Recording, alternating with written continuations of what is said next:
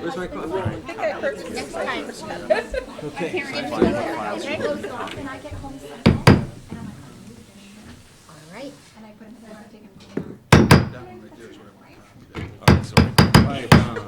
That's what that means. That's what that means. I was banging. You missed the bang. That's what that means. It wasn't a big bang. Yeah. Oh, I had to say that. Is that your theory? Nice. Yeah, we're on fire already. Okay, I'd like to call this meeting to order of the budget workshop for January 27th, 2020. I need a roll call, please. John Fitzgerald. Here. Amanda Kilmartin. Excused. Kate Kutash. Here. Diana Meyer. Here. Patty Moonen. Here. James Orizzetti. Here. Carl Rizzo. Here. Amy Romano. Here. Kathy Yolich. Here. Okay, please stand for the pledge.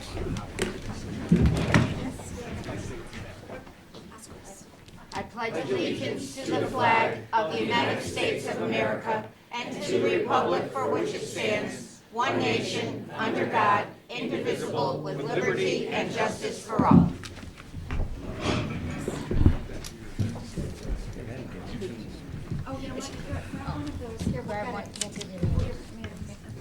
All right. I'd like to have a motion to approve the agenda, please. Second? That's second. Okay, thank you. All in favor? Aye. Opposed? Okay. All right. Article number 3, public hearing. All right, I don't have that little blurb, but you're not supposed to defame any board member or be mean to anybody and practice kindness in everything you say. That's my version of it. And no more than 5 minutes. Is there anyone from the public that wishes to speak? Anyone from the public who wishes to speak? Anyone from the public who wishes to speak? Okay, sensing none, we will go on to item number 4, review the budget requests. A, elementary schools. Dr. Kluwer. Very good. Thank you, Madam Chair. We're going to be projecting some of the data that we want to share with you on the wall there at the screen. So if you would,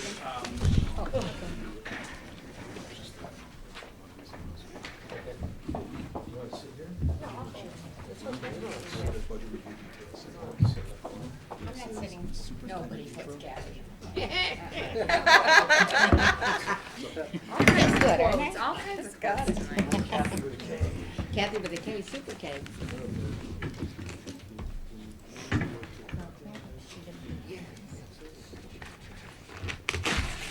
Thank you.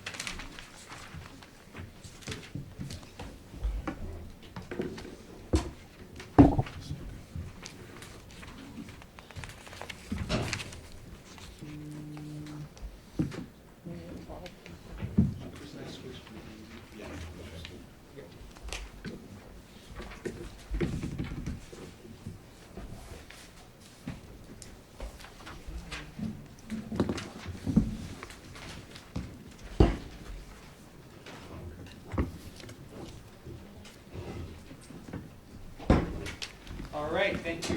Thank you, Dan. Up here.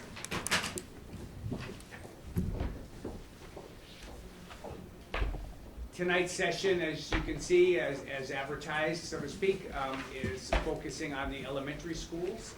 So we're going to go over the elementary school requests and some of our recommendations as this process unfolds. Our idea is to present you with some of the items that we are considering, and then enter into a dialogue with you as part of this process, which will, end in the next couple of weeks. With that said, we go to the next. So these are things that I believe that you were all aware of, but I think it's important in this context to specifically restate it. So, the whole process here is to make sure that we're providing our kids with what they need in this particular context that we're in. And by context that we're in, I mean the kind of global society that is evolving, the kind of international challenges and opportunities that our kids will face, the changes, the rapid changes in technology that are impacting almost every level of our lives, and certainly the notion of surveillance capitalism is something that's new. 3 or 4 years ago, if I had said those words, you would have said, that sounds like some kind of spooky theory, but that's what it's called now in major newspapers, the way information is gathered and used, something that our kids are gonna have to face. Clearly, the 25% goal is something that I am hopeful that everyone on the board and in the community can agree to. Specifically, that means that if you look at a chart of all of the schools in Connecticut and divide them by quartiles, right, that we should be in the top quartile. We should be in the top 25%. We're close, but we're not there. We can get there.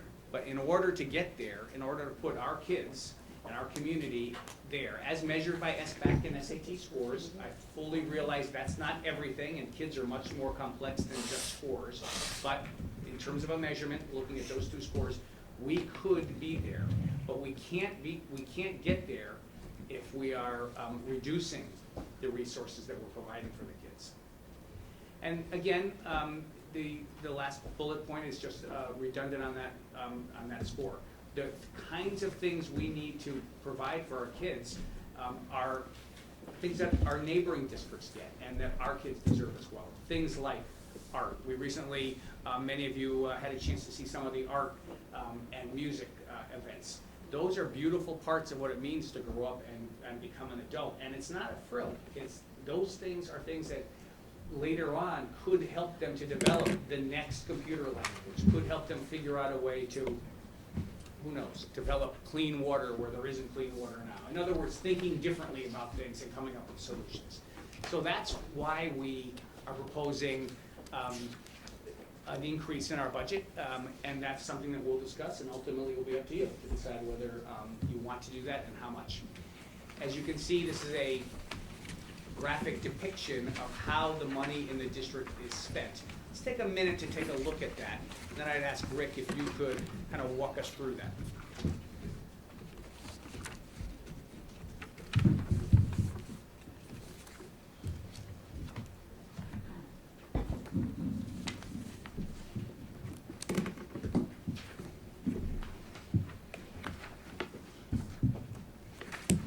And I would add that this graphic, this pie chart, is really reflective of how most districts in the United States look.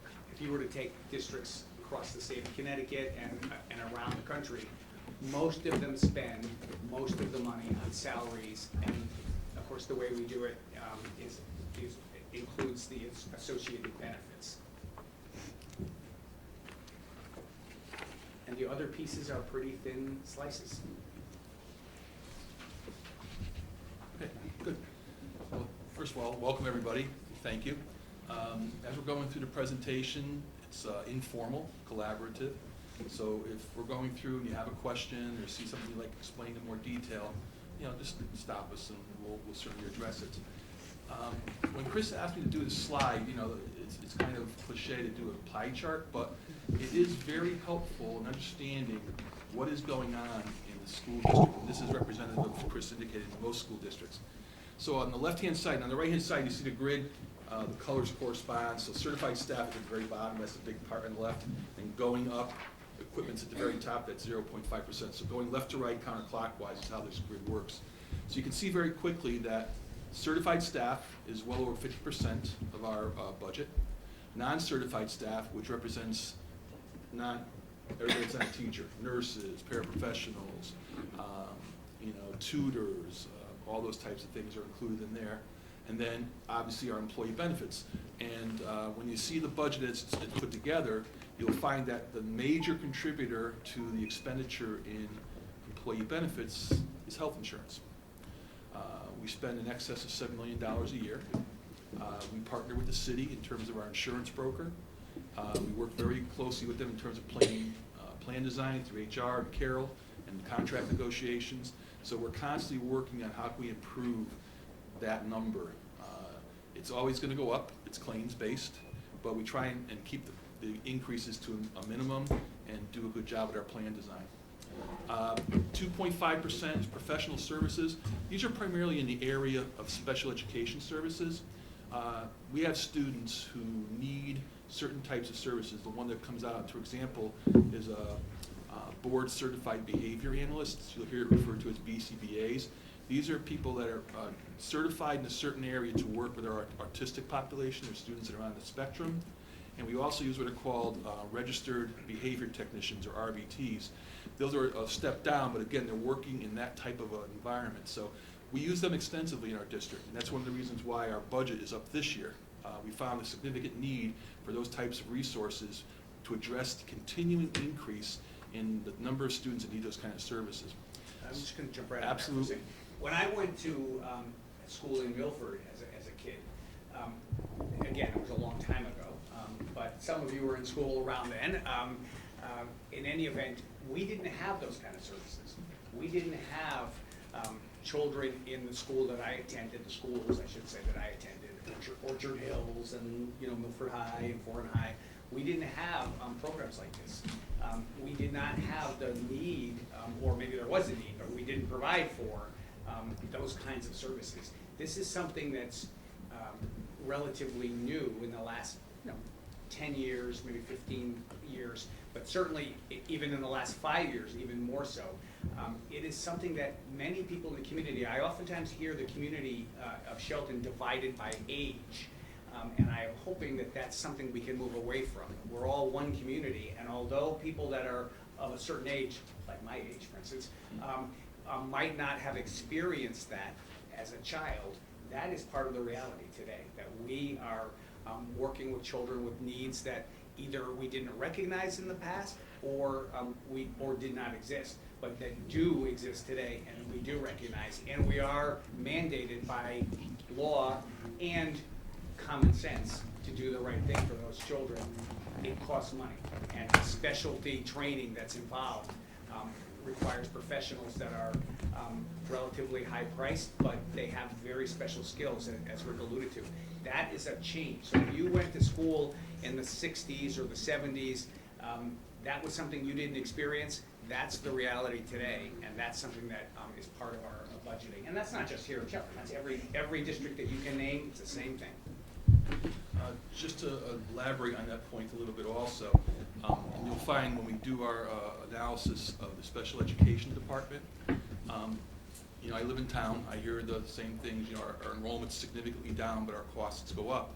But if you look at the composition of our enrollment and what's changed from 10 years ago, as Chris just alluded to, as significantly as 10 years ago, our special needs population has increased as a percentage of our total enrollment, and the cost associated with those students is a significantly higher cost than what we call a regular ed student. So yes, the enrollment be coming down, our costs are going up. Some of that's obviously from contractual increases for contract negotiations, but a good chunk of it, over 25% of our budget now goes to special needs services.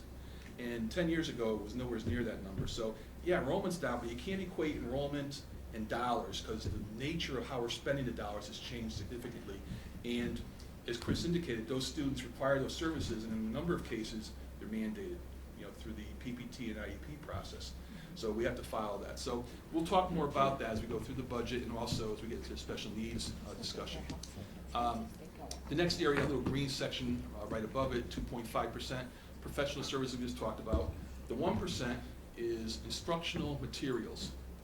So we spend approximately 1% of our overall budget on things that are used specifically to direct classroom instruction, things that teachers are using on a regular basis, and again, it's 1% of a $70-some odd million budget. That includes textbooks? That does include textbooks, yes. That's a family. These are all families, by the way. That document I give you every month, these are the families, and then there's multiple line items underneath there. So these are all the ones that are kind of in that family. Curriculum materials, instruction materials. Curriculum materials are typically more long-lived. Textbooks, software that may go into the classroom and be utilized. The next one, that's a real tiny sliver, that 0.2%, that's professional development. And also wrapped into there is curriculum development. That number is significantly low for a district this size. You talk to educators, and they'll tell you curriculum is the lifeblood of a district, and we have not spent anywhere near a significant amount of money in this area in several years. So in the current budget, we're proposing to you, there's some money in there to start that process over again. The next big area is tuition.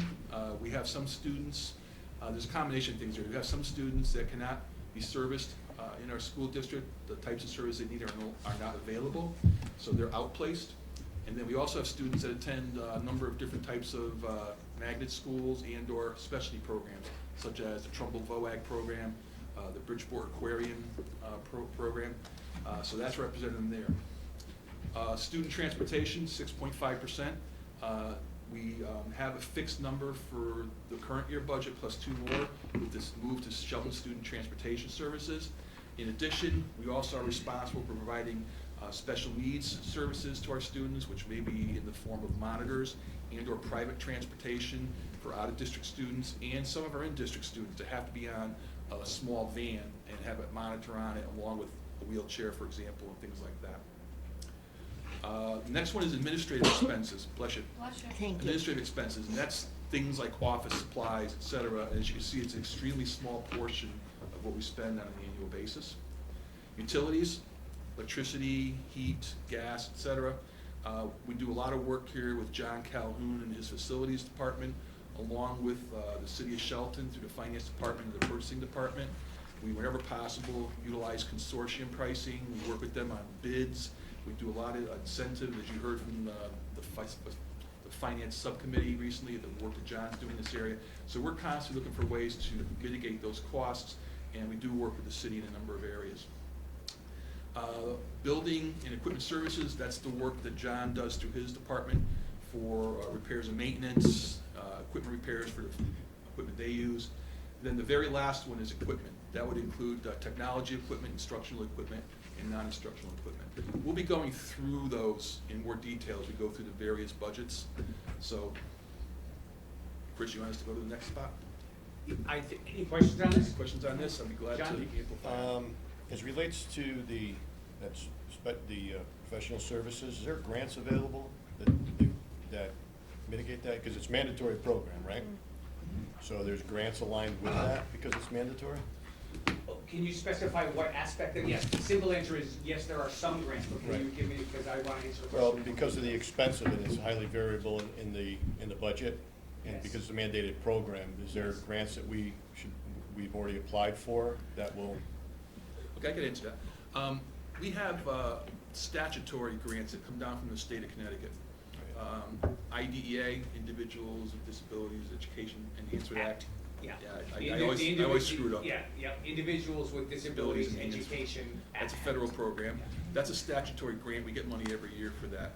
You also have title grants, various title grants. And those are prescriptive in the sense you gotta use them for certain types of things. Some of the things that can be used for are things like psych evaluations, which would fall into this category, and various other types of things. The majority of the money we get, we use for salary offset, for teachers that are utilizing the schools, special ed teacher, a counselor, psychologist, et cetera. So those are buried in our costs also, they're already factored in. But I would like to, just to follow up on what Rick just said. So, the kind of grant that usually people associate with grants are the kind of grants that we apply for, we find out about them, we get together with our team, we submit, we apply, we hope to get it, sometimes we do, sometimes we don't. We've been pretty successful. What Rick is alluding to is a different kind. We have to let the federal government know that we're interested and provide them with data. But it's funds that the federal government provide for districts across the country. It started in the 1960s under President Johnson. So it's federal, it's not state? And then the state, it comes through, so it comes from the feds Right. to the states, and then each state has their own way of distributing it. And you have to meet certain minimums, dollar-wise minimums to be able to get it? It's just whatever? It's not matching, so it's not. So it doesn't like that. match? Yeah. Okay. And we go through a process every year of applying for those. There's you'll hear the ED 141 process, which is what we get audited at the end of the year. That's after those reports I gave to you folks. Yep. That was one of the reports. That's all the grants that we have to report back on to the state to tell them we use the money in the right way. We do drawdowns every month. We can't ask for the whole amount up front because they frown on that because we're taking their money and hanging on to it for a whole year. So there's a lot of guidelines they give you. And part of the problem is, quite honestly, is those grants have been shrinking over the years.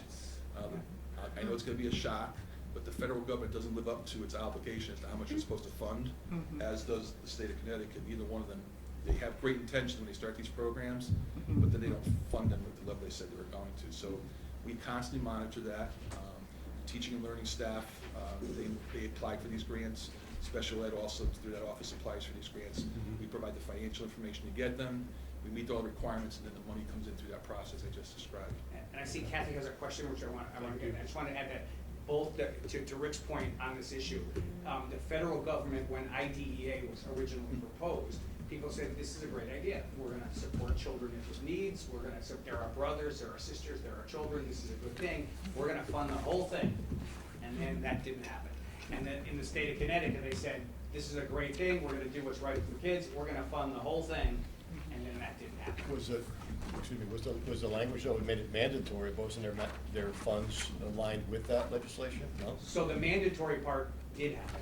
Right. The funding, Of course. the 100% funding did not. And so that becomes a contentious issue in communities. And I know we talked about it in this community quite a bit, the excess cost, which is just a sliver, but that's an example of, we have to apply for that and show we're doing it, and then there's the formula, which we talked about, 70% above, it's a whole, we can talk about it tonight if you like, but it has never been an easy solution to what is a national and community responsibility.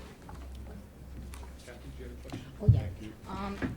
Thank you. I just wanted to clarify, because when you say, psych evaluations, I don't think people have an idea of how much that costs us. Can you give us a range, or maybe Beth, Dr. Smith? Dr. Beth, she's probably closer to it. Could be anywhere between $6,000 and $10,000. For one child to be able, right? I mean, people, I think that when we say this, you're thinking, oh, maybe $500, but you're talking. Assistive technology evaluations generally are between $800 and $1,600 per child. We do 10 to 15 per year. 10 to 15 per year. Okay, thank you. Any other questions? Okay. Rick, when it comes to grants, would you say we apply for all that we can apply to? Is that the gist of it? I would defer to Dr. Kluek, because I've only been here less than a year, but in my short tenure, yes. I mean, we have a great grant called Project Excel. It predates me. Right. For English language learners.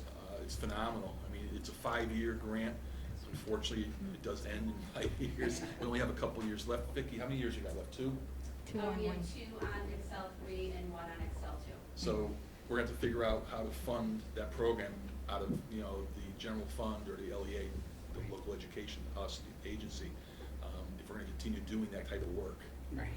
So, And the other thing is that many systems have a grant writer, correct? Right. they do, depending on the size of the district. Right. Sometimes it's funded through a grant. Yeah, we had a full-time grant. Yeah, you kind of make your. So we Wasn't have that our Valerie for a step. while? Didn't Valerie do that for a while?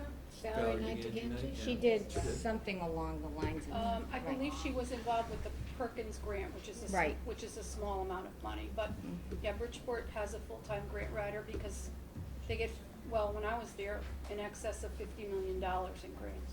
That was like another whole finance office. Wow.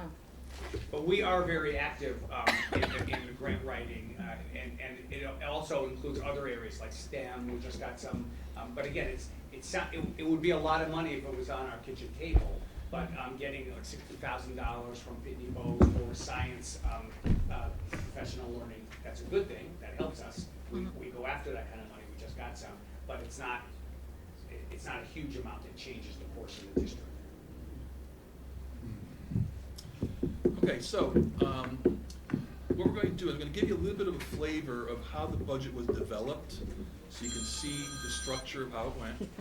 And then we're going to go over, we did a level services analysis already. We took everything and moved it forward 1 year. When I say level services, not last year's budget moving it forward, what we're doing this year and moving it forward. And the reason why I say that is, for example, this year we've had to increase our professional services and special ed because of the nature of it.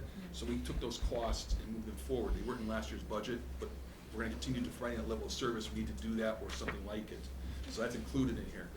So I'm gonna take you through just a quick example so you see how this was developed and then how it ripples up. And then we're gonna go through what the principals asked for that's new money. What I mean by that is it means in addition to our budget request that we already gave you, as opposed to they may have asked for something and we feel we can go through the existing staff or the existing services and possibly repurpose what we have already. And that's a conversation that Carol has, with teaching and learning, with the superintendent, the assistant superintendent, myself, and ultimately our principals. Because they get excited when they don't see their things presented up there. But we do have a plan, and we're gonna present you what we think should be moved forward. And it doesn't mean it's in concrete, but it's something we recommend because there's a need for it. So I'm just gonna show you very quickly. And the other thing I wanna address, one of the things we're also trying to address this year is to make the budget more reader-friendly. So we've kind of modeled it after how the town does their budget in terms of organizing it. So you'll see, and the principals were excellent in doing this year, they gave us information on what they call the position control, which is an analysis. I think, Bev, it's okay if I use you again? Sure. So this is a tab. You can see at the bottom there's a whole bunch of tabs. This is a top level sheet. The Board of Aldermen are going to recognize this very quickly. It shows last year's budget in the left-hand column by line item, and then the proposed budget for this year. This is our first iteration through it. It says 2019, 2020 revised budget. That's the final budget, and then budget for 2020, 21, and then the increase in dollars and the increase in percentage. This is the information they require. So they need to see what last year's budget was and what this year's is. Next year, we'll be able to slide an actual for the prior year in there. We couldn't do it this year because there was some counting things I had to work around. It was just getting too convoluted. So this gives us a basis though, and they'll be appreciative of this. So remember, this is all the accounts, and these are the ones they actually use. You know, certified salaries, which would be generally the principal at the elementary school, teacher salaries, substitutes for the buildings. What we do is we allocate a full year sub that's in the building every day, and we pay them. That eliminates the need to have to call a daily sub. So we can plan for the fact that there's 2 building subs assigned to Elizabeth Shelton School. They're gonna be there every day for the people that are out, so the first 2 are covered. And then certified tutors are the people that are not teachers, but they do have a certification, that are working with our kids in the classrooms also. Staff salaries non-certified, I'm gonna go through the detail by the way in a second, but that rolls up, and this is gonna show you, so you can see some of these, they don't apply to Elizabeth Shelton School, because we don't track the individual employee benefits to the individual schools, okay? It's a district function. It's a district function.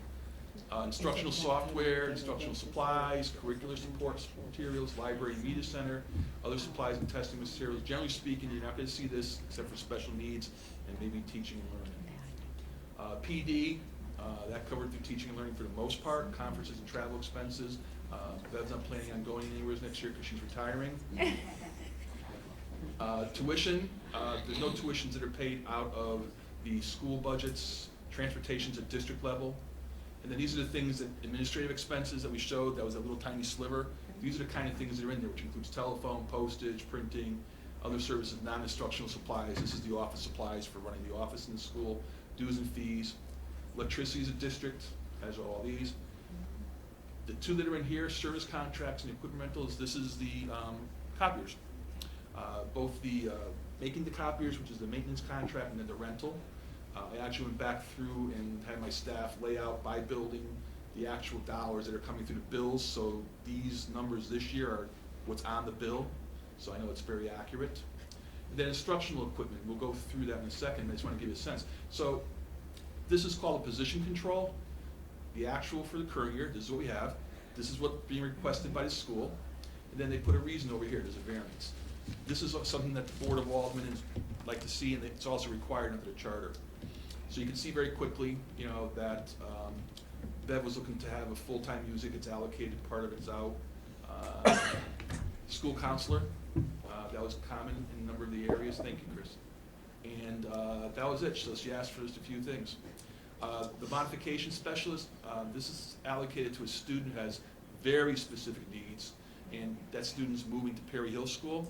So we took it out of Bev's budget and we moved it over to Perry Hill. So if you can go to Perry Hills, you'll see it being added in there. And this is, I'm gonna show this to you. The names are not gonna be in the budget we give to the downtown, but I have the names here.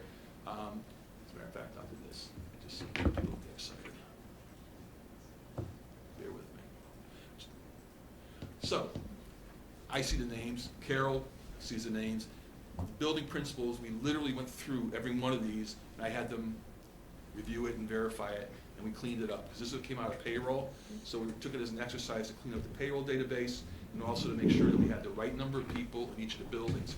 So you'll see, for example, that in Elizabeth Shelton, we have 21 classroom teachers, and this is their grade, in the education grade or education lane in the budget, in the step. I'm glad the contract settled, because this is the actual new information. Next year's step. I was able to get it in, yep, absolutely. Otherwise, it would have been an estimate.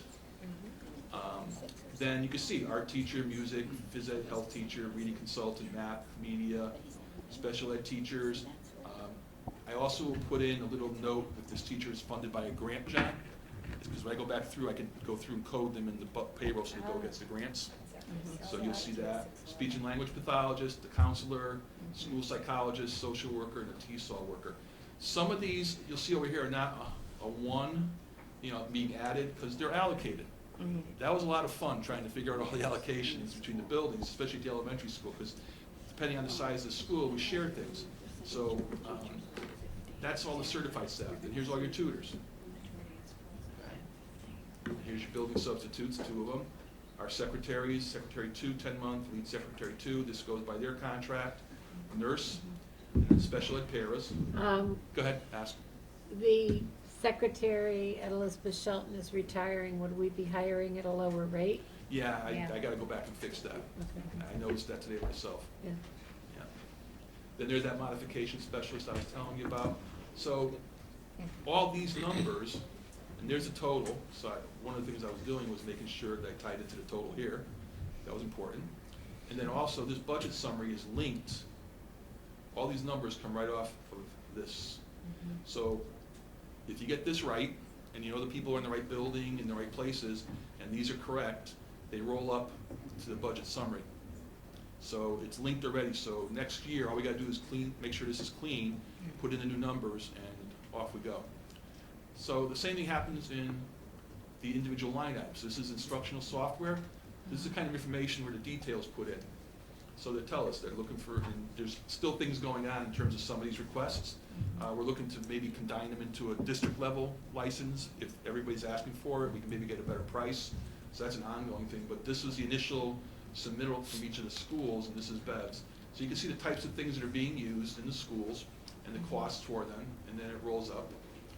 Instructional supplies, the same kind of thing, pencils, crayons, how much it's allocated to each of the things. So this is, I'm just trying to give you a sense. All of these numbers that you see up here roll up. See here. When you go back to the technology, when it says quantity that you're purchasing and it says 8, is that 8 classrooms, 8 seats for students? It depends on what it is. Like science kits, it may be for 8 individual classrooms. We share. They share, so that's the schools. I mean, they can, if you have a specific question on one, we can certainly have the principal ask it. But generally speaking, it's per classroom. Licenses, maybe get 50 licenses, you may get 1, maybe it's One, yeah. So, yes, Kathy. Okay, Rick, at the top of Elizabeth Shelton, unfortunately, sadly, we're losing the administrator who's fortunate enough to retire. But if we replace that, no, there's no replacement for Bev, okay, I just wanna say that. But when we replace that position, if it's a newer, maybe we could save like $5,000 or $6,000 there, correct? Well, it's a good point. You're gonna find lots of little things like that. I mean, we're here on January 27th. By May, hopefully we'll know who's in that position. If it is someone internal, then, we would have a lesser amount in there because in the administrator's contract, it does have a progression for someone that's starting off that wasn't working under their own 92. Right. If they hire somebody from the outside, they will come in on step and on that lane. You mean if they have experience? That's true, yes. I mean, because I think it says in their contract that they have to have administrative That's correct. They experience. had to work under their own 92. Okay, thank you. Carol, is that correct? the superintendent has the discretion to hire someone with no administrative experience at, I believe it's $6,000, less than the contract would require. And then they gradually make up that, they gradually make it up, year by year in Mhm. $2,000 increments. Okay, thank you. And when appropriate, I have exercised that authority, in the last several years. Well, make sure you keep on doing it. So, there's all the tabs for all the things that are up here. The position control and the position control detail back each other up. They roll up to a budget summary. I'll come back to that in a second. And then what happens is, just bear with me. So I got this big, huge worksheet. Actually, it goes all, you can see I've already collapsed some of the columns because I don't want to distract. But these are all the elementary we're talking about tonight. All those numbers you saw on their sheets that were in the summaries roll up to here. So you can see very quickly what each school is spending in certified admin salaries, teacher salaries, et cetera, across the board. And then, I make sure this proof's at the bottom. What's gonna happen at the end of this whole process, I have a big spreadsheet, all those sheets link up to here, and that becomes our budget for 2020-21 that we can start playing with. So we make any changes way down below, it's gonna ripple all the way up to the final number. So I'm still working on proofing some of this stuff because there's a lot of links, but it's working out pretty well so far. And the key thing for me is there's backup that we can look at for any one of these numbers. We can drill all the way down to the individual sheet that shows what that particular principal or department was putting into their budget. And that'll be helpful for us when we load the budget for next year and we're making decisions, what were we trying to buy, it gets really more important on the big stuff, okay? So, with that being said, I think that pulls down a little bit. Just gonna minimize that. And I think I have down the bottom this sheet. So, we put together a level services budget. This sheet that I handed out to you, it's in the package, it's the last two. It shows by school, by account, what each school was requesting as new money.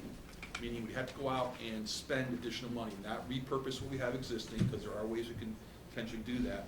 This is brand new money we gotta add on to our level services budget. And the way it's set up is it's color coded.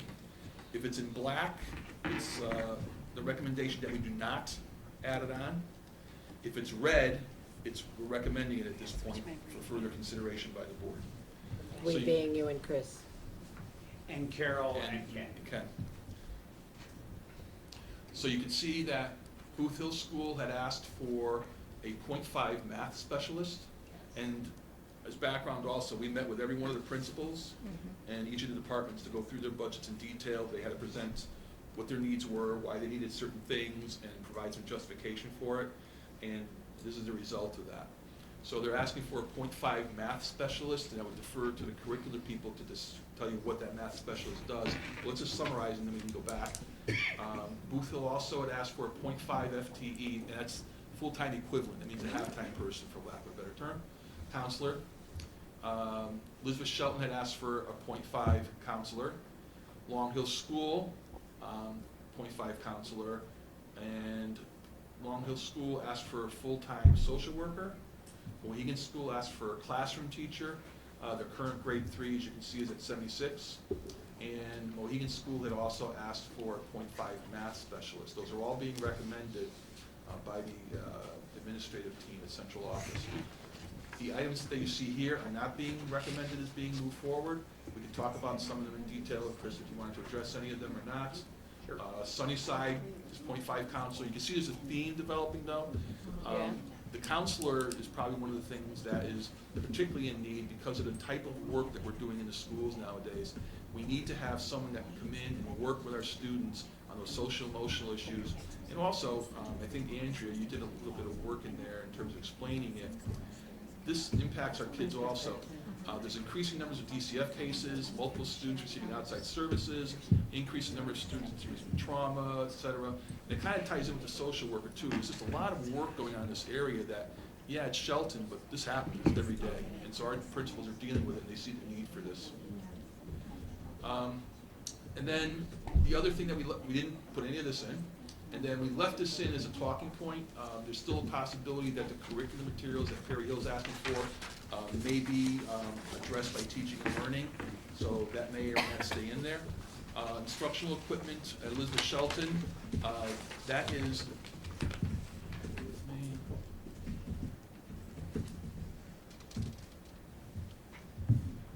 where's the bottom?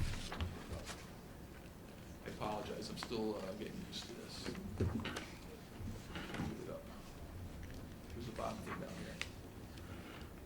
here. I'm looking for the tabs at the bottom. Can you shrink it? I don't know. I'm happy I got a mouse finally. Can you minimize it? Yeah. Anybody in the audience that knows how to minimize Up it? at the top You can. there. At the top, Very top, it's fine. I'm so happy you're here. in the corner. Oh, there Yeah. it is. On the ceiling. No, tabs. Oh, Where's your tab? there we go. There we go. Thank you, Dan. Okay. Okay. So, just to give you a sense, this is why I like this process now. We have a question about what is that?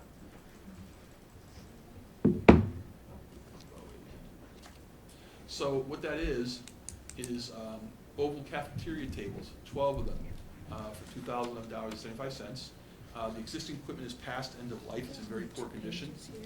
The next one is risers. These are the things that the kids stand down when they're doing chorale and music and everything else. The existing equipment is 25 years old. Candidly, it needs to be replaced and it's ADA and OSHA compliant. And it's also shared amongst the schools, so it's being moved around a lot. So I had asked the principals, wherever possible, to start identifying some of these things, so I could put together a sustainable multi-year plan. So if we all need risers, which ones are in the worst shape? You know, this is an area we still have to do some work on, as is the cafeteria tables. And you'll also see this replicated at the intermediate school. When we talk about that on Wednesday night, Dina has the original tables. We just had to put 5 of them up there from the old Perry Hill project because they lost almost 20 of them, not 20, excuse me. They had 5 of them that were actually just broke, they couldn't use them anymore. So we moved some from Perry Hill around storage. They aren't much better, but they're serviceable for now. So these are the kind of things that now are able for us to look at in terms of why we need certain things. Okay? So, with that being said, we're going to come back to it. If you take all the recommended elementary personnel increases we just put up above in red, that's $475,000, and all the right now recommended expenses, these items right here, that's a total of $524,000 we're adding on to level services. If we did that and didn't do anything else, the budget would go up 3.7%, or $524,000 more. Okay? So the budget increase would be higher. Okay, so let's talk. Question. I'm going to defer to Krista. He wants to answer your question. Well, why don't we go to the board chair first and then Okay. go from there? Oh, thank you. I have the floor, thank you. Okay, Rick, when you go back to the, I understand the request for the, and I fully endorse the request for a full-time math tutor at Mohegan and Booth Hill. However, if you go back, it says for the, where's the math? Right here? Oh, okay, that's the math special, okay, I'm sorry, all right, so, obviously, you would keep the one, there's one that goes between the two schools, correct? So, at Booth Hill and Mohegan, we have a math person that goes between the two schools. And this would fill that out. Right, They both So get a there'd be, full-time. they'd each have a full-time. so they would each have a full-time, so, in essence, you're saying that, the math specialist that you would hire, say for Booth Hill School, would be about $63,000? It's MA step 5. That's, we were using as our placeholder. for- That's our Okay. placeholder. Master's plus, on step 5? Master step 5. Okay. The other thing, I have a question. On the Long Hill School, on your social worker, how you only have who do you share your social worker with? I have an on-call social worker that's through SIS, but it's really hard to get that. On call, Yes. as Yes. needed? As needed, but it's hard, it's also based on what their schedule is in caseload, because they have a lot going on there as well. So they're not assigned to you? So they're not assigned to elementary schools? We don't even have one assigned to any elementary school? I don't. One at Yes. Blue Hill Some School. do, but I don't. We do. We do? We do. We have one at Booth We have one at Booth Hill. for the special program. And one at Perry Hill. We do have other social workers in the district that cover the upper grades. Okay. And then they're on call for the elementary. Okay, but essentially, the elementary schools have one at Booth Hill, correct? And one at Perry, And a half at Sunnyside. and a half at Sunnyside, okay. And one at Shelton High School and one at Shelton Intermediate. Well, That's it. I think every school needs one, that's my own, but if I win Powerball, I'll pay for it, but I haven't done that yet. I just wanted to ask how many, we share or, you know, The need, as you're suggesting, the need is there. absolutely. I'm sure. So, yeah, that was a similar line, so this will put a counselor in every grammar school? It says point, It will put at least a .5 Five in every every elementary. Perry Hill has a counselor, and we have a .5 at Long Hill, and we have a .5 at Elizabeth Shelton. So we have 1.5, we have another counselor that's .3 at the other 4 schools. what is the point, what is it, just the percentage of, what is Of the time. point? Percentage of time Like, for the day? 0.5 is a half Point- time. .5 would be essentially 2.5 days a week. Two and a It may not equate to every week, Right. 2.5 days, but it would equate to over the course of the year, 50%, 50%. Then we have another counselor that services, the elementary schools, that's .3, .3, .3, which would equate to a third, 33.3% per year. Doing at the each same school. type of job, the point three? Yes. Is the point five? Yes. So does that satisfy what's been? No, so so we're that- asking The for. increase is gonna satisfy it. The increase would certainly not give a 1.0 to the 5 elementaries, but would certainly give more level of service. Satisfy is not necessarily a word I'd use to describe You're right. what we're, I hope that what this indicates, though, the work that we've done working, the principals work with their staffs, then work with us, we work together, we're working with you. We are trying to be realistic about what a budget increase request could look like. That would be something that would be within the bounds of what we could actually have a conversation about with City Hall, right? So if we came to you and said, we want a 6% overall increase, I think that would be a difficult conversation to have. So we're trying to find ways to reduce it, and that's what we've been doing every year, and predating me as well. But since I've been here, certainly we've been doing that every year. And so contrary to the notion that we're spending money wildly, we don't care, we don't pay attention, that's just not the case. And in fact, last year, we had a very difficult year budget-wise, and among the many things that were cut were staff, administrators, teachers, materials, and so people now are kind of saying, it's time we need to build that back up so we can meet the needs of kids. Amy? On the, because we don't have all the spreadsheets, on those other spreadsheets that I'm assuming we will get, do they list what we have currently, like, just so we could cross-reference, because there are all the questions about, well, who has what now with counselors and this and that, and I understand, yeah, tremendously, right, will we get that so we can Yes. cross-reference, so it's a little Absolutely. bit easier to understand Absolutely. who has what now? My question is that I thought that Sunnyside School, we have a tutor right now helping in a class because it's so large. Why are we not asking for a teacher? Next year's class might be smaller. Okay, so you feel like it's gonna be okay in the school, even moving those kids up to another? There's no guarantee. It's on the I line. know, yeah. Yeah, It's on the line it's a right good here. question that you're raising though, Amy, because Yeah. there's so many moving parts. Right. And I know you know that, intellectually, I know that everyone knows that, but in terms of the day-to-day of running schools, kids show up, kids move out, Right. you know, the next day, a car rolls into the parking lot and 3 kids get out and it's like, you're, you know, and public schools, unlike private schools, we don't get to say, oh, you know, you There's don't, no room at the you know, end. Yeah. whoever walks in the door, that's who we work with, right? And that's the nature of it. And so I know everyone knows that, Right. but that impacts when we're doing this.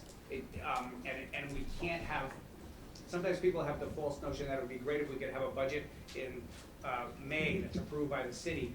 That's that, and nothing ever changes. That's just not reality.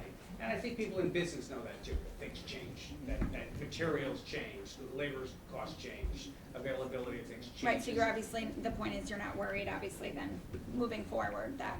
Well, I'm always we are. worried. Well, I understand. If it's not on there. And because I see the other ones that we're not doing, because it's just saying, you know, approximately it's 21 students and it might go 23, 24, 25, so we have some wiggle room. But what about the, so I mean, if you're not recommending it, you're not recommending it. Well, if it's not recommended there, it's recommended somewhere else in some other school. and Yeah. so- Lorraine, can I ask you, I see on yours, one part-time security guard, you have no security in the building. Did at one time, did you have a reason? Security, we have an SRO there on Tuesday and Thursday mornings. On Thursdays And we only? have Tuesday and Thursday mornings, and then we have somebody that does traffic, no one from social security. Okay. When the SRO officer is there on Tuesdays and Thursdays, it's just part-time, like 9 to 11? Okay, and the SRO officer is part of the Shelton Police Department? Yes. I've sent 2 letters, I know Kathy knows this, but for new board members, I've sent 2 letters, 2 years apart, to the Board of Aldermen at their request, asking for us to sit down and have a conversation about what it might look like to have SROs in all of our buildings. Even, and then part of that conversation could look at sharing or part-time, or full-time, you know, that was looking at it, and have not received any response. Yeah, I like that idea. Get on it, John. I'm on it. Just on the question of the social workers, is there a gauge of how many hours they're working, like an increased workload? Is this a trend we can expect every year? Some way to gauge or kind of better, I don't know. I don't doubt the need, but demonstrate the need. Well, I think, well, basically from To confirm the the need. teachers and the principals have indicated to us the increase in anxiety. I'm using the word loosely, I'm not a professional psychologist, but looking at issues, family issues, and just anxiety in general that we see across society. It certainly exists in our schools as well. And so there's more of a need for someone with professional training, because it's one thing to be a good person that's helping, it's another thing to have professional training to actually help people that are going through needs that are very complex. I would just add that, when Ms. Diudo presented her budget, she cited, a significant piece of data, which would be the number of families that are involved with DCF. So I think that would be a data piece that would show the need for a That's social what I was worker. talking. Yes, something the number of DCF referrals that the school has had to make this year. So I've got kind of 2 questions. I noticed last week we were given the sample printout of Elizabeth Shelton School. And there was a request there, which I don't see here, about increase, and maybe I'm not even looking past it because it was up there before, the music teacher from 0.9 to 1.0. It's not on this one we've been handed. Do you want me to speak to that? Sure, we have that. So, so Ken and I looked at the music teachers in the district. We took a global look at all of our music staff. We do have a retirement at SIS, which will be posted because that's budgeted currently in the position, currently in our budget. So that would be posted. So our recommendation is to give Shelton High School an additional 0.5, and that'll be shown on Wednesday when they are here. But we feel that with existing staff plus an increase of a 0.5, we can provide equitable services across the district. So Elizabeth Shelton would get their 1.0. Yes. Correct. Yes, they'd get their 1.0, and there would be no new money except for a 0.5. Okay, and I'll ask further questions about the high school when that's up. Okay. My other question is the Perry Hill School full-time, half-time nurse. Have we ever done anything like use a paraprofessional assistant in the nurse's office? Like for- an LPN. or even just in my building, we have a para who just checks kids in, gets their complaint, if they need an ice pack, you know, lets them sit with it. It's just an extra hand, pair of hands, that's not as expensive. as, say, a nurse Our might contract be. does not, the job description nor their contract would not allow that work.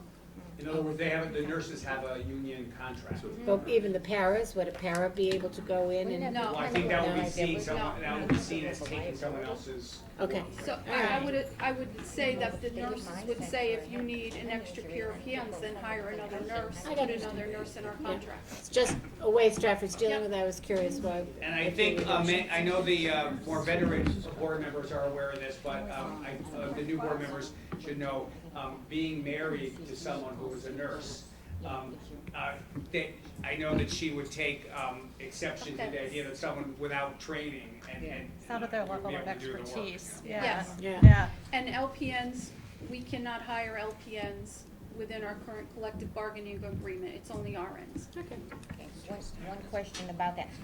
How many nurses We're 1.5, and we see the most students in the district from September to January, we saw 3,875, SIS was 3,369, as was high school. But didn't you at one point, like maybe years ago, have 2 full-time or no? 1.5.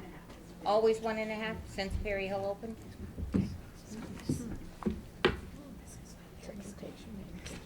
There's no question, we'd like to have more music teachers, more nurses. More you know, social we'd More like- social Yes. workers, Yes. psychologists. Yeah, That would be asking yeah, please. You got the most transition of kids in the Perry Hill and Long Hill schools, you know, the enrollment up and down because of the location and the part of the town that it's in? Is that the reason?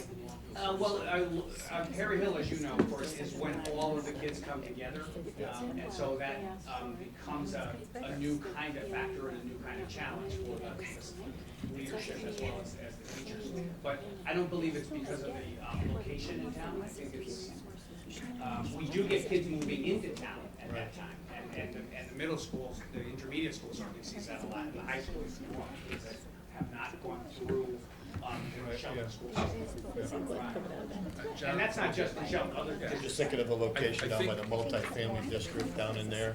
But everybody, Rental- a lot of rental properties. but everyone, every kid in the district goes to Perry Perry Hill. Hill. Yeah. Right, okay. Yeah, I think at the elementary level, if you just looked at how the town is composed Right, now, yeah. look at where there's more apartments and the opportunity to be more transient, in a Right, sense, yeah. not negative but a positive. People move into apartments, out of apartments, as opposed to a house. So you probably would see, wherever there's a concentration of that kind of apartments, you probably see more of a population potential for shift. on a regular basis. Okay. Makes sense.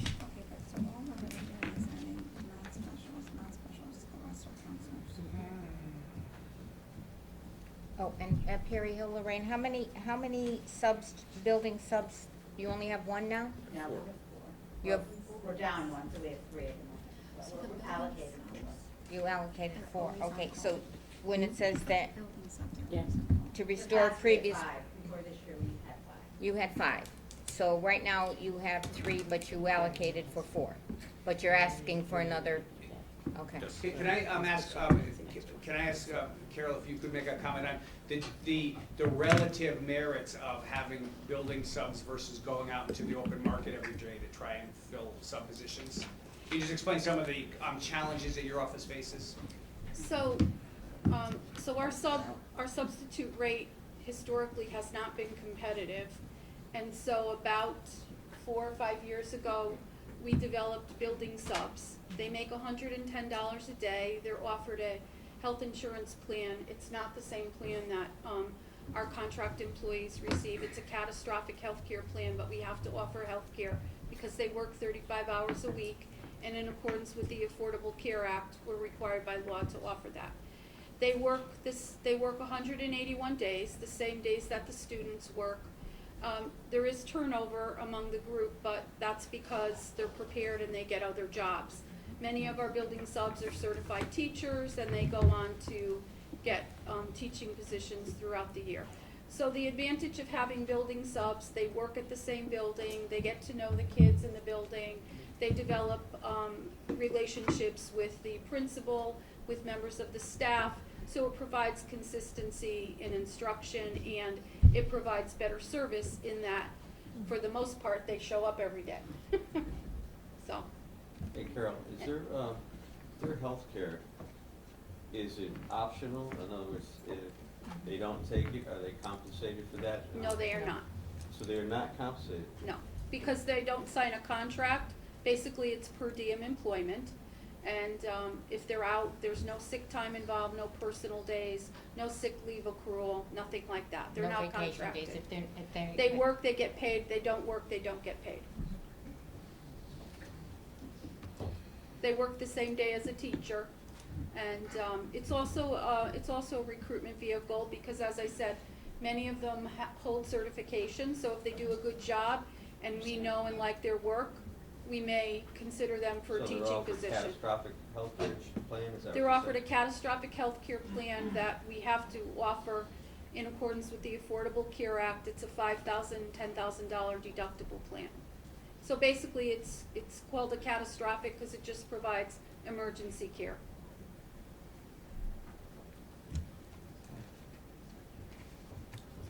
Carol, do all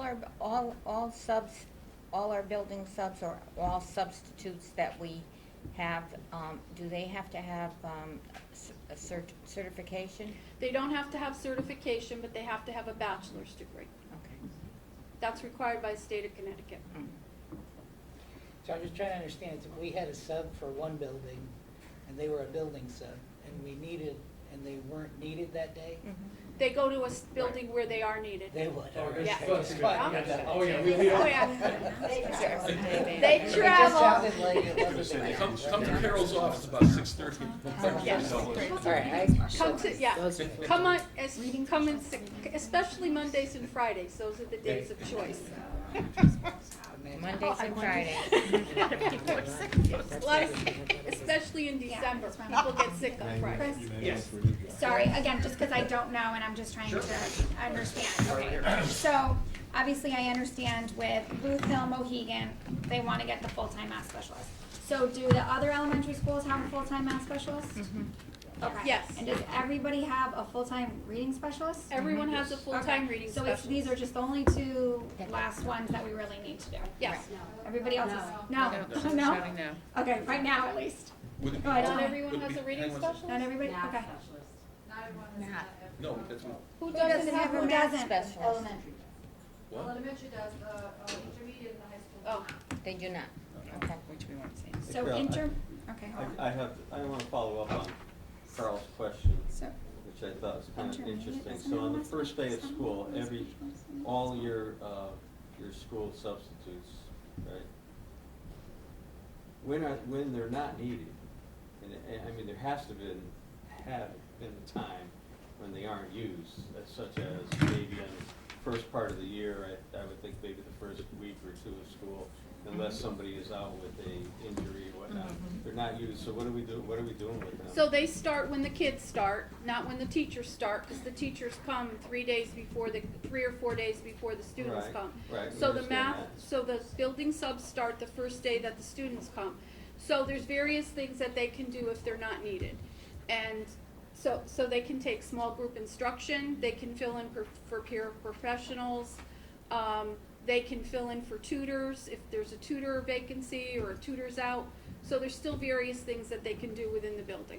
And many So, times, I'm just, I'm PPTs. I was getting just back gonna to say what that. Carl, I'm getting back to what Carl was getting at, and to his Right. point is, Yep. there has to be a point at the first part of the year when they're probably not, you know, I would say the beginning of the year when they're not needed.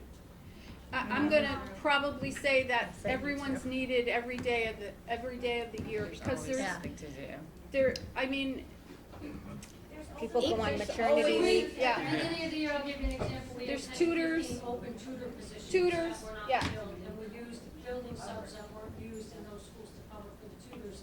Additionally, there's always planning and placement team meetings, and rather than paying teachers extra during their prep time, you can use the building sub to cover those, so you don't have to pay extra. So there's, in my department alone, there's a number of needs that we use building subs if. And usually we don't hire all our Thank you, Dr. tutors. Smith, for, And then, that pretty much, that tutors, we also open the school year with academic support tutor vacancies. We don't usually hire our tutors until October 1st, because most of our tutors are certified teachers. They're waiting to see if they're gonna get a teaching position So they're gonna apply for those tutor vacancies during the month of September. So the building sub can fill in for a tutor till we hire for all of our positions. But I would say that there's never a lack of work in our school district. So this year with school day starting earlier, you're still gonna, Yeah. you It's a still regular start school, dates still need October them. first? So the building subs would start when the October students 1st? start, yes. No, not October first, they start the first day We of don't school, secure August. them at the start of the year. The likelihood of having substitutes in the school district is zero. Because I just know for myself, the building subs and all the rest of the buildings were covered today. I was missing a substitute and had to piecemeal what to do. So it ensures us that at least we have them.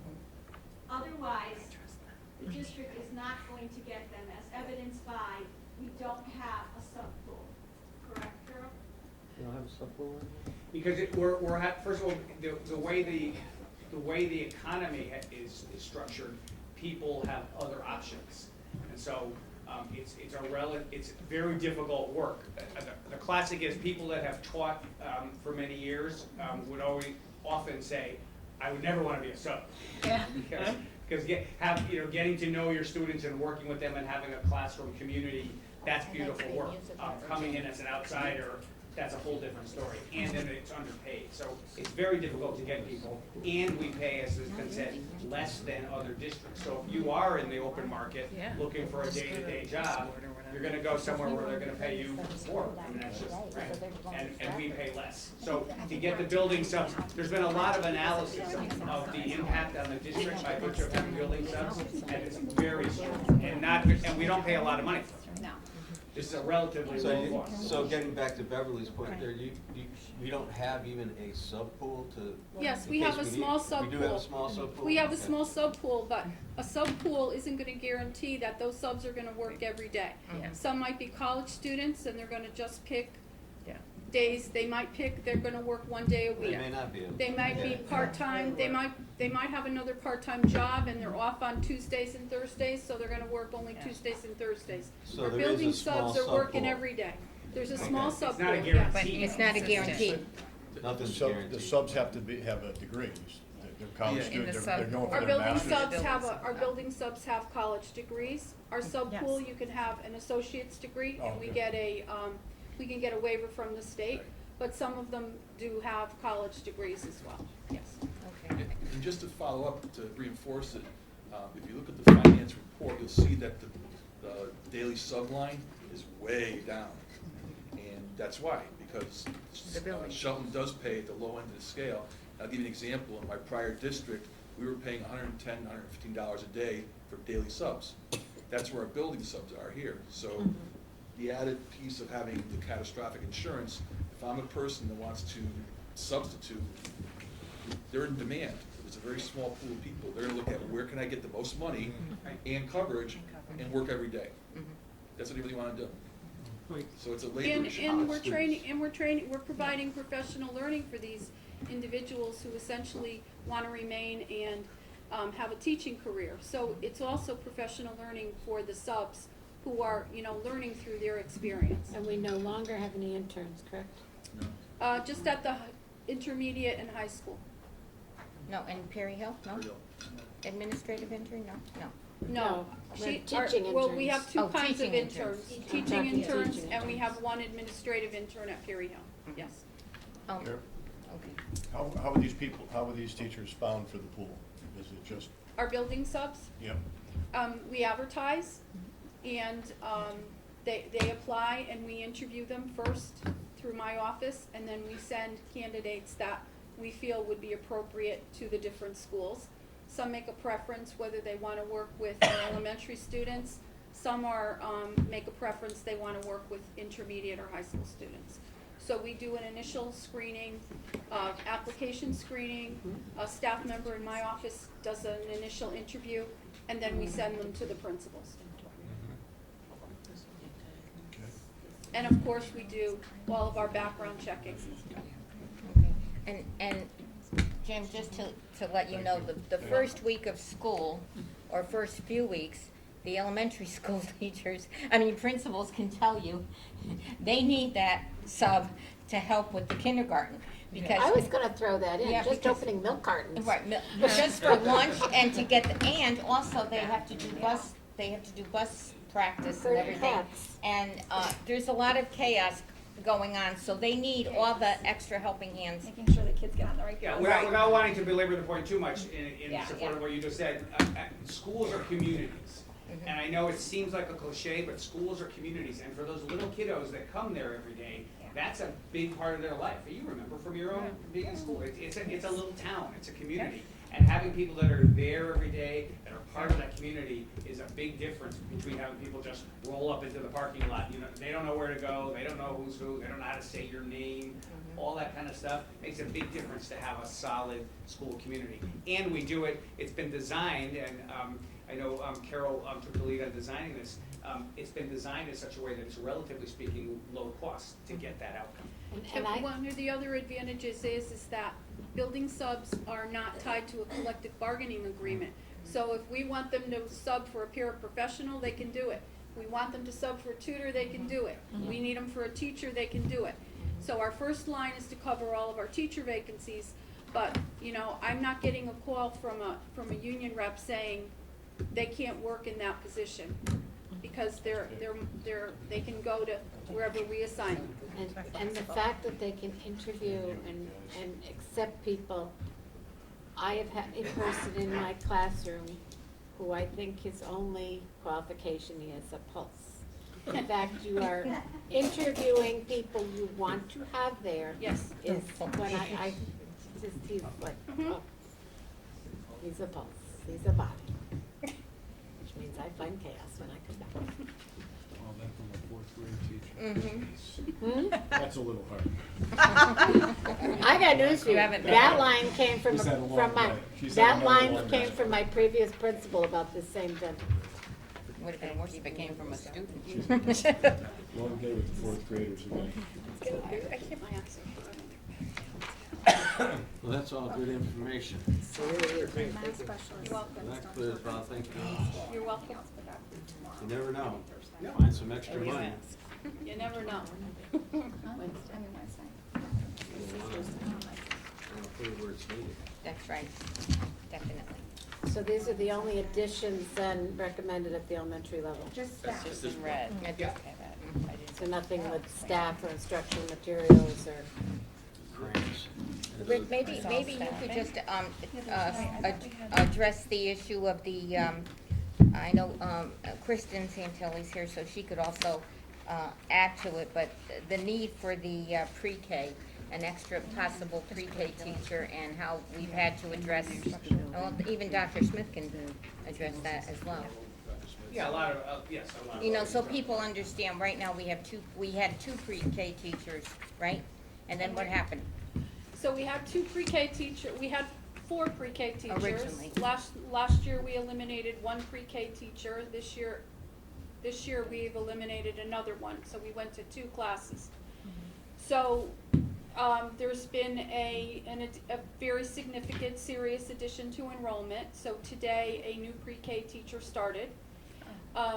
There's been a recommendation in the new budget for an additional pre-K, going back to the 4 teachers for the 2021 school year. We certainly looked at the need seriously, we understand the need, but again, pre-K is, we don't know if the students that are slated to come are really gonna come yet. It's, in my experience, easy to add a teacher in August rather than take the teacher away. Especially in that area. Yes, so we're holding off, we're looking carefully at registration, and if we feel we need to add the teacher, then we'd have to find the money to do that. The class size of the preschools, I don't have that in front of me, maybe Beth has that? Each teacher has 2 sections. There's an AM session and a PM session. So right now with 3 teachers, we have 6 sessions happening. Mhm. The teacher that we just hired, she has 15 in the morning as of right now and 16 in the afternoon. 15 in the morning and 16. So it may not be clear to everyone, and perhaps Kristen, you and Beth could both speak to this. Pre-K is not pre-K, as you might imagine, Right. it's like out in the community where people have centers and they have kids that go there for daycare and a little learning. Pre-K in the public school setting is quite different than that. Perhaps you could explain some of the details of what it is so that we don't have a misconception about what it is. So, no, it is, Kristen, why don't you stand so we can, Jimmy can see you. there are, the state has aligned, preschool frameworks, and so we are required to follow those frameworks, in order to teach the children, to get them ready for kindergarten. And actually, I attend a, preschool, meeting for all of the districts in Fairfield County, where all of the people that are in charge of preschool, and we meet with, Suzanne Clement, who's in charge of the preschool at CES, to review and make sure that each district is, holding up to these state guidelines, as well as there are different state assessments and things that have to be implemented, just as we do in grades K through 4. So it is, it's not just where you see kids playing, it's not where you just see kids in centers. We do have to take data, we do have to report it to the state, and it's, you know, there is play is intertwined within it, but it is purposeful play, but it is also, we also, you know, really want to work with Vicki and Gabby as well for curricula, and I've been looking and working with other districts. Last year I spent some time in Trumbull, worked with them a little bit in their preschool, looked at their curricula, and worked with our staff. So it's an ongoing and evolving program. It's a great place if you ever want to come visit. That's where I love to get my kid fixed, but it is definitely, and the numbers are increasing. I will tell you the birth to 3 referrals. Can you pause on That's that? it, Can yeah. you explain what birth, yes, exactly. What birth to 3, and how is it that a child, how is it, Dr. Smith, that a child through the birth to 3 process is identified as being in need of pre-K services? Right, so I'm sure that you've all heard of birth to 3 services for those students that may need additional services. Some have speech and language, some have occupational therapy, some have physical therapy, so we're just getting our young children going. Once they exit those 3-year-old birth to 3 program, then it is the obligation of the public school system to pick them up. So then we jump in as the public school system, and we have to do an evaluation of those students. So we heard about the evals, we have those screenings going on. Right now, for the remainder of this school year to date, we have 34 additional screenings going on. So if we identify those students in pre-K as needing special services, they're students with disabilities, then we also have to have 50% of the students with disabilities have to be matched with 50% typical peers. So let's say we have 10 students that we identify as students with disabilities, we then have to have 10 students, typical peers, to have a 50-50 balance in the program. So our numbers right now are growing and blossoming. What is our match of So typical peers? Currently, right now, we have between I broke it down for each class, but for one example, one of the classes has 15 students, and there are 3 typical peers. So you don't have 50 to 50-50? No, we can't make people come. And the tuition isn't helping. The tuition isn't helping. Tuition is- When it was free, they came.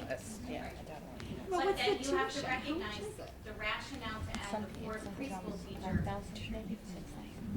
Break it down. included if we were to have the Yeah, but not 50 everybody's typical, included in. then you would, the class sizes would get larger. Yeah, so you would be. Yeah, I mean, one of the things, just to, thank you both very much. Thank you.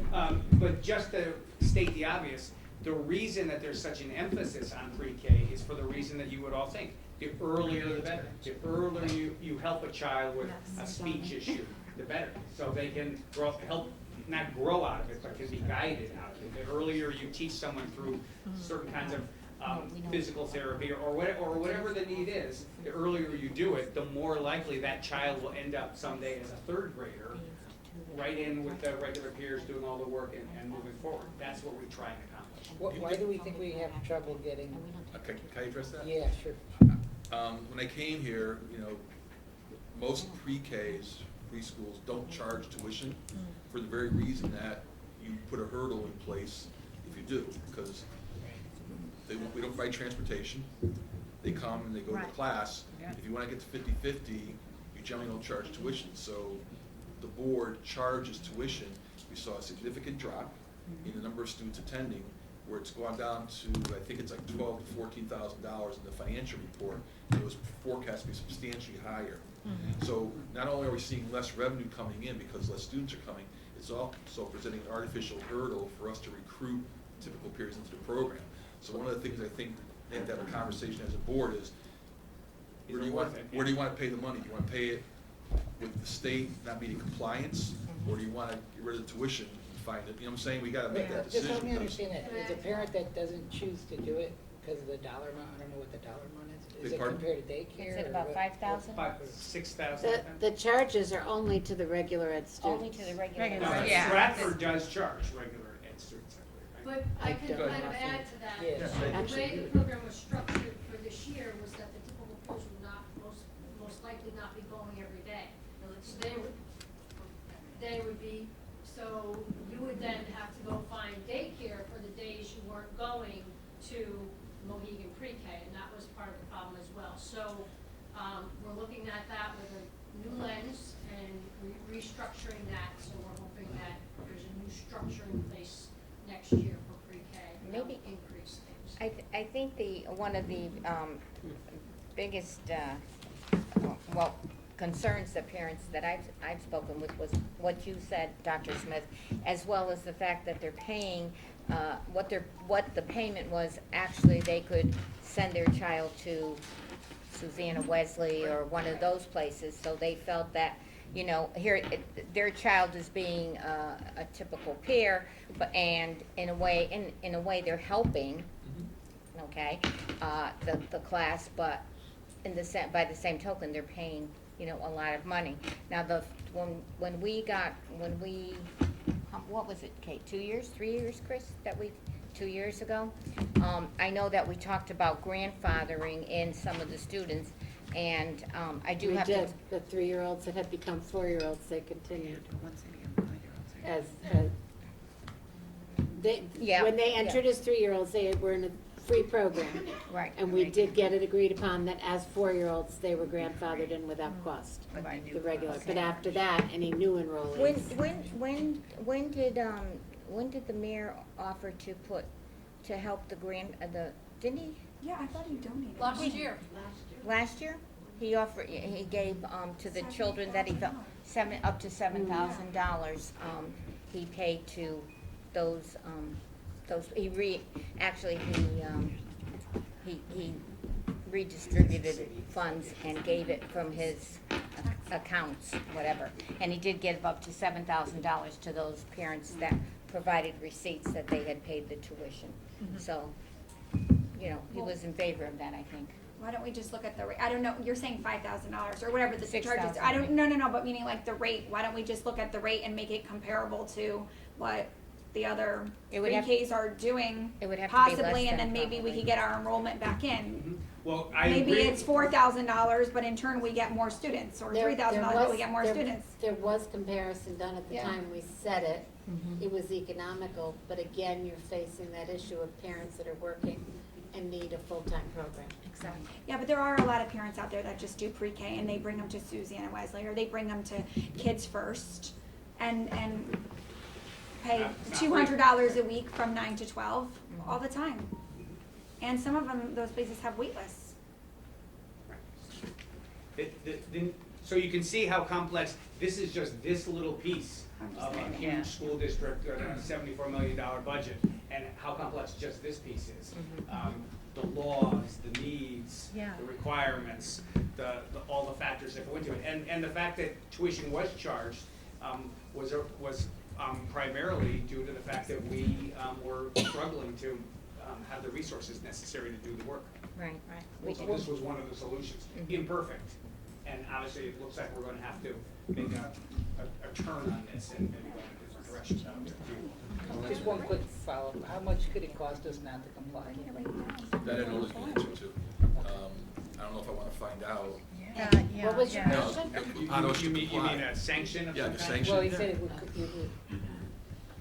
I I wouldn't know, Beth, any idea what the sizing would I be? don't know, I know that they will fund it. That's how, That's something that we want to, at great cost, to try to avoid. So, I think, you know, we're incentivized, working with my staff and Kristen to look at restructuring, would probably be the best solution right now,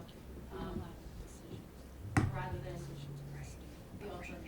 yeah, I think, believe me, it will be good for everyone, including the children. Yeah. But everybody else, including everyone sitting around this table, to not have, state sanctions, right? That's not something we want. And I am very confident with the new leadership team, in place that we will be able to get this ship righted and we'll be, all set for the fall. Yeah, we'll keep an eye on it. And I like that getting comparable rates too. Yeah, I mean, I just know, I paid a couple $100 a week for 9 to 12. Oh, we did that, when the board made that decision, we didn't do it, in the dark, we did it looking at different districts that do charge.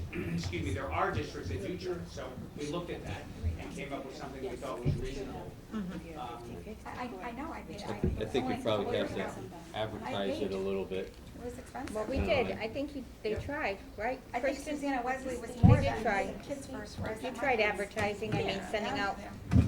letters and, didn't you? We've done more than one, screening session within a year. We did a spring screening and a fall screening this year.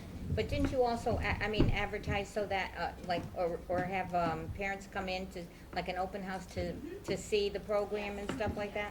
So you have in a way tried to spread, We have actually done a screening and accepted students as typical peers, and then parents have inquired about the class size and the ratio of the peers, and that has deterred them from sending their children. No, that's true, you know. It was in the. Although they- Yeah, but we're gonna redouble our efforts to, and also make some strategic changes as has alluded to. One of the changes, in addition to what we're doing, will be whether or not we're going to charge tuition at all, or if so, how much.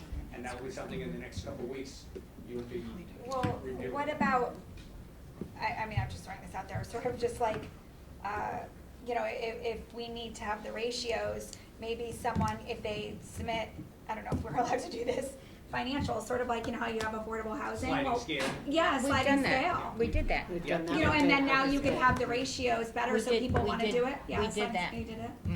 I don't know. Yeah, we didn't want to I'm sure you're disadvantage looking at people all the that applicants, clearly I'm don't sure have you the do. money, right? Yeah. In addition to It was teachers, are there, before, paraprofessionals in the classrooms?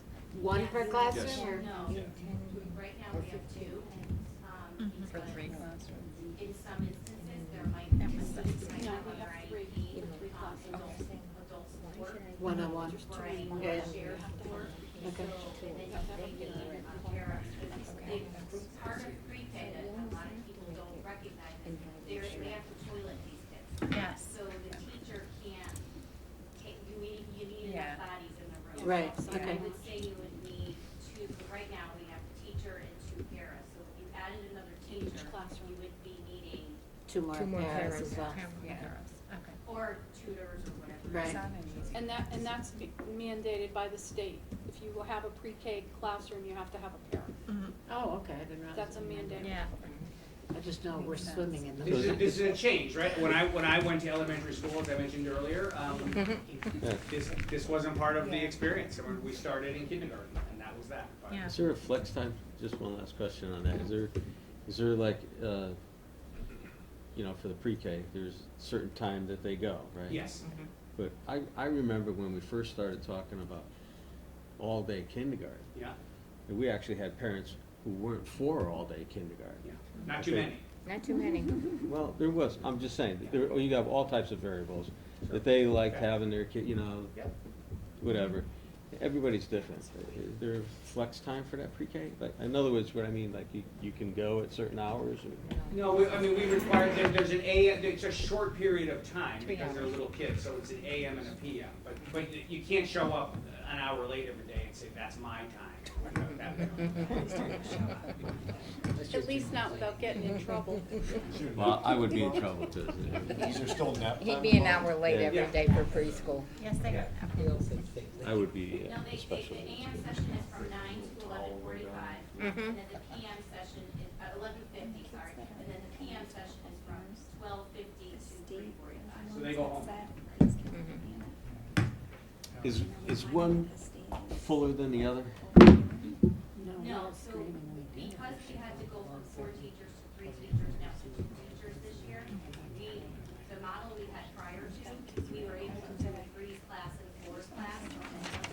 This year, because of lack of staff and only 4 sections, we were forced to go to 3s and 4s mixed. So Okay, let me basically, rephrase that. there's a Is, spot open. let me rephrase that. Is one more desirable than another? AM. AM, okay. That's where I was getting at. Thank you. How would, maybe that's not a question to ask, how would, I would imagine it would be hard to intermix 3 and 4-year-olds to, no? It's been a challenge. Okay. This year. We've really It- tried working on it. Mhm. We also have had, as Beth alluded to.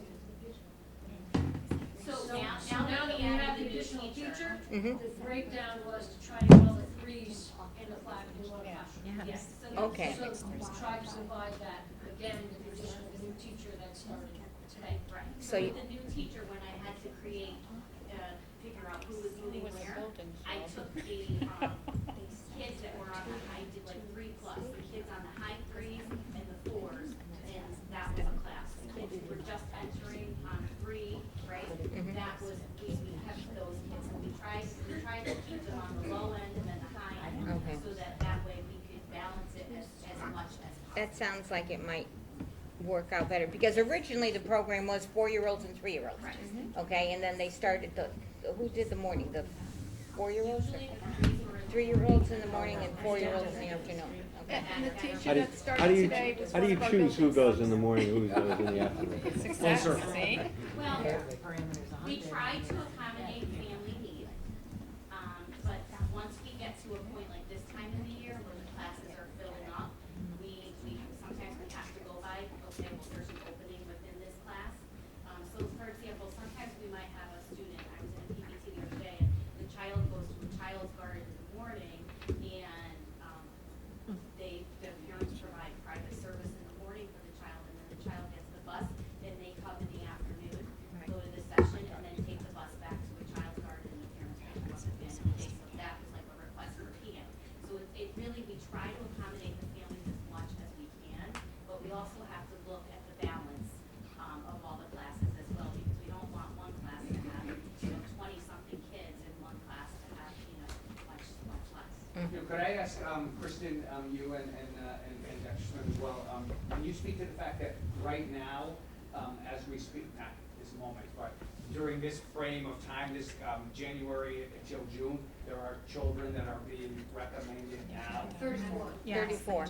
Yeah, As of- but for everyone else to I thought she understand. said that, yeah. But does everyone get what that means, that like kids are coming in right now? Because birth to 3 can happen at any time of the year. Right. So Right. they're sliding in. And Yeah. some students in birth to 3, so we could have a referral from birth to 3, and I'll sit in on the PPT and find, okay, well, this child only qualifies for speech, and it's only once a week, but that child attends Susanna Wesley, so we have a, speech therapist from our district that goes to Susanna Wesley and gets it once a week. So we really try to make sure, are we only bringing the kids into our preschool that have, the most severe needs, so that we can, if we could service them in the community, we try to do that.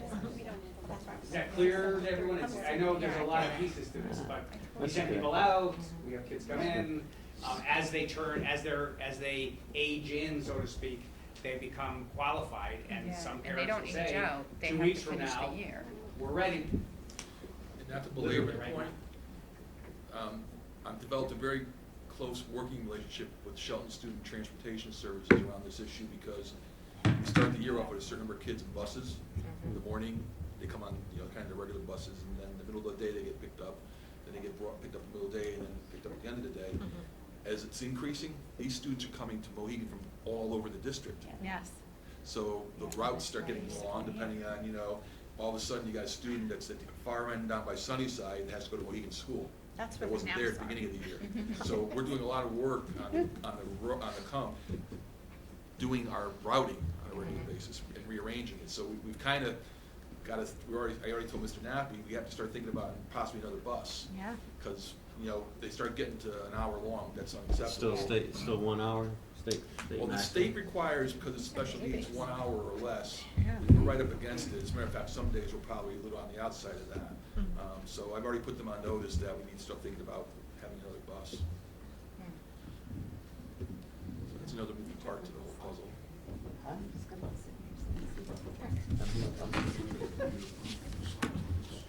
Well, I'm glad that you have a nice relationship with the transportation. No, Will we get all your spreadsheets here? Are you gonna be submitting those to us? Yeah, I'll do them online, is that, you know. Yeah. Email them to us? Everybody but you. I'd like to cross-compare. I like my data. Oh, my Because I lost money. Madam Chair, are there other questions? Are there any other questions, anybody? Well, if you have any other questions, you can send them to Chris No, that and does not include. Rick, No. and I'm sure they'll address them as always. So Wednesday night, we're going to do the Wednesday. secondary, which is SIS, the high school, and athletics. Okay. SIS, what? The what? High school, intermediate school, and athletics Wednesday night. In athletics? Yeah, so, I have. I knew your ears would perk up. Rick, we got a couple, But we have nothing on the. you have more questions? we just Are there have any new on the bottom programs gonna line- be?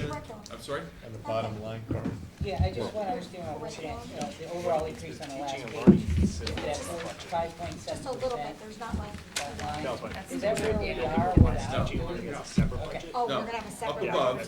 where it says level services draft budget 2.99, Yep. that's what I presented to the That's why I board understand that. already, that's where we are.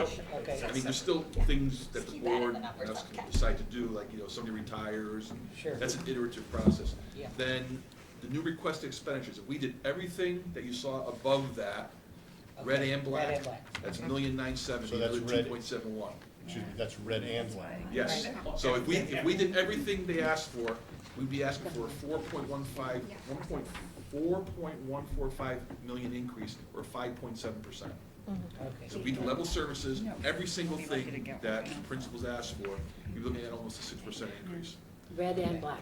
Red and black. That's just What I for these did, schools, and what we did is we said, here's the things we're recommending to start talking about moving forward. That's the red for the elementary in both areas.